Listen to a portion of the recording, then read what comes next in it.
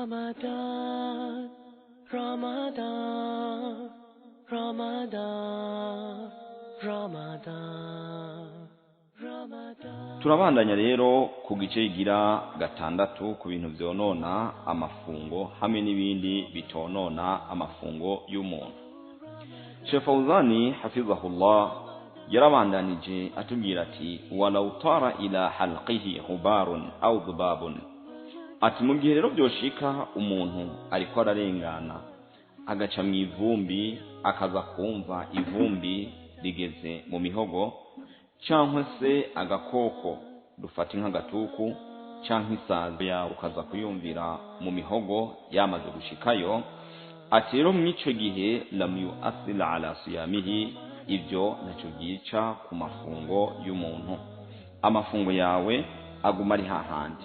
Gira murazi nka twebwe twibera mu bihugu usanga hariho ivumbi ryinshi, hari uguco ushobora guca ahantu ukumva ivumbi uriko mu mihogo, cyangwa se abantu bakunda kugendera ku vyuma, amakinga, amamoto n'ibindi, hari ubwo bishika ukaza wumva agakoko kakwikubise mu mihogo atavyo waruzi, kuragenda ukaza kumvira mu mihogo.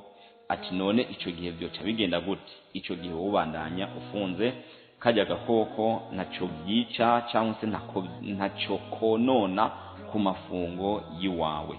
Amafungo yawe uyabandanya kwa kundi nyene, nta ngorane nimwe ubandanya wifunze, kuko abenshi bakunda guca bagira amakenga, uburyo amafungo yanje ntiyononekanye.